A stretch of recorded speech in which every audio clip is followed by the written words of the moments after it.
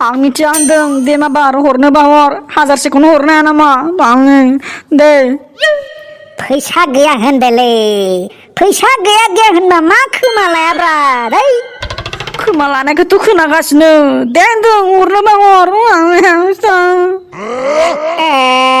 माइसो अख्राब्रा बे गथ'आलाय होद मुस्राय गारना दोननो बायदि गोसो जायोलां बाराखौबा फैसानि बिफां गायनानै दोननाय बायदि मोनदों नामा नोङो हो बिबानो जांख्रिनानै हरनाय नुनायखायनोथ' बिगासिनो आङो न'नि गान्दो सिङाव फैसानि बिफां नुदों आङो जांख्रिनि दे हारा मुखुर साला दानिफ्रायनो आखाइ आसिरा जानो फैदों नोङो आसि दासि दानस'ना होजोबगोन गम मोनाखै बेयो सिखाव जानो फैदों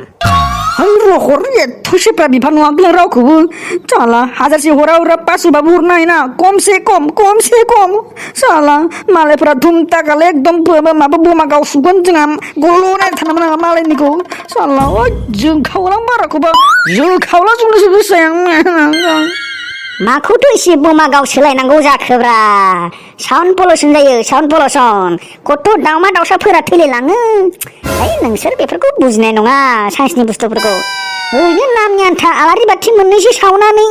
आसि बमा मोननैसो पेकेटसो गावनो हायोना रावबो फाग्लायालाय गावलै बे आसि बमा पेकेटजोंल' जायो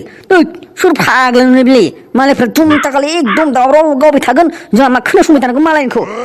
बारा सेफ्रा जानालै कत' बमा दङ नेवरा एथ' सेफ्रा नालै एथम बमा फुलजारि कलगास सेरेन्डार रकेट अनेक फाग्ला बारा सेफ्रा जानालै बाराबा न'नि सिलिन्डार गेस सिलिन्डारखौनो बमा गावग्रोलां मा गेस सिलिन्डार गावनो बेलाय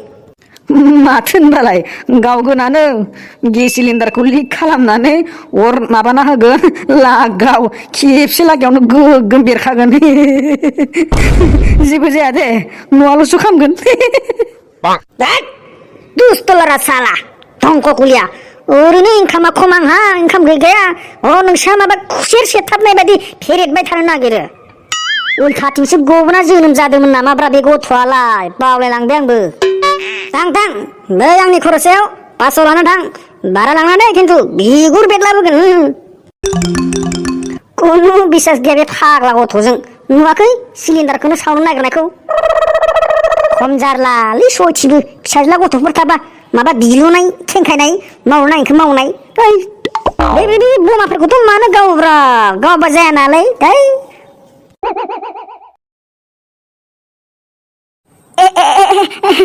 मोखांफ्रावसो बेरदेरगोन नामाब्रा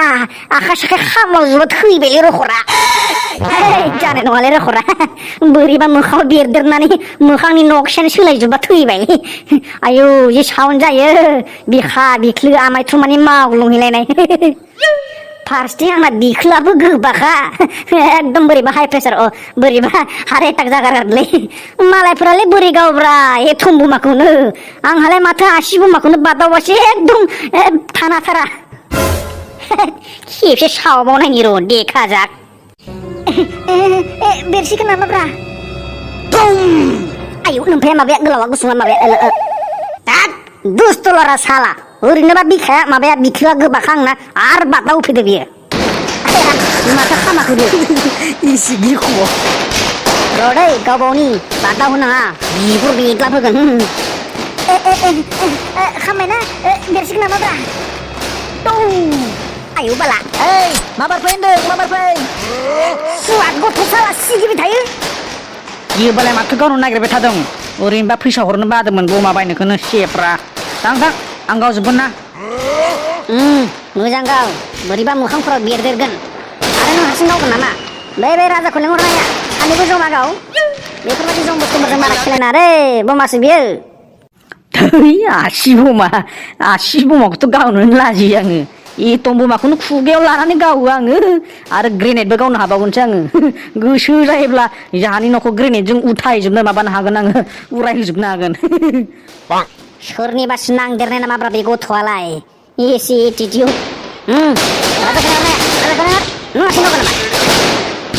राजा फै बमा गावख्रुबनि ओमफ्राय सामब्राम गथ' बे राजाखौ दहायनो लेंहरखादोंमोनलै आङो मोजां गाव दे माखौ गावगोन एटम बमाखौ ना आसि बमाखौ गावगोन आं एटमखौसो गावगोनलै आदा एटमासो गोसाथार बेरो बा टिपापानि एटमखौसो गावनो नागिरबावो ना बोरैबा मोखांफोरा बेरदेरनानै माबानानै जाबासो आहासो दाय जागोन बै माबाफोरखौनो गाव फुलजारिफोरखौनो माबाफोरखौनो गाव नाले आदा आं एटमखौसो गावगोन फाग्ला बे फुलजारिफोरखौलाय लेडिसफोरासो गावो दा दात बारा अख्रा जाना दै गथ' एकदानो बारा एटम बमाखौनो फेनसिङाव सोनानै माबानानै गावना होगोन आं बिदान सिदान माबा जोलै नस्थ' जालांजोबनायनि र' नोंखौ आफानो खोथाहरनि र' आंनि फेनसिङाव एटम बमा सोनानै गावनो नागिरदों होनना खोथागोन आं राजा गावनो होगोन दे गावनो होगोन थांबा नों मोनसे खामानि माव बै बथल थेमा दुंग्रा थाव थेमाफोरखौ माबाफोरखौ लायथां बेयाव सिङाव सोनानै एटम बमाखौ गावनो जायले बरिया गोमखायो दे लायगोन दे आंखौ थरबा गावनो होखानांगोन दे आदा जागोन दे गावनो होगोन आरो नों मोनसे खामानि माव मिथिगोना नों हायोब्ला बाबानि खाथियाव गारदेन नायथां बमाखौ गारदेन नाय खाथियाव ओमफ्राय आरो नै मोनसे खामानि मिथिगोना खोनासं लाइस्रिया बमा गावगासिनो दा थां नोंयाव सिरि सिरि थांनानै खाथियाव लगायनानै इनि ग्राउन्ड सिङाव माबायाव स्कार्टियाव सोनाय सिरि बरिया हिट जागोन आं नोंनो सबखौनो गावनो होजोबगोन नोंखौ होमबाना बमाखौनो दै बुबालाय Tay buali jamba batawgense बरिया हिट जागोन तामाम सिरि सिरि थांनानै गावनो माबानानै लगायनानै सोना दै ग्राउन्ड सिङाव स्कार्ट सिङाव बरिया हिट जागोन नोंसोरबो खारबोना नोङो आं नोंनो बमाखौनो हगारजोबना होनबा नोंनो फै दे जागोन दे आदा होमबालाय आं थरसे गावग्रोनि र' गोजानाव गारहर दै खिन्थु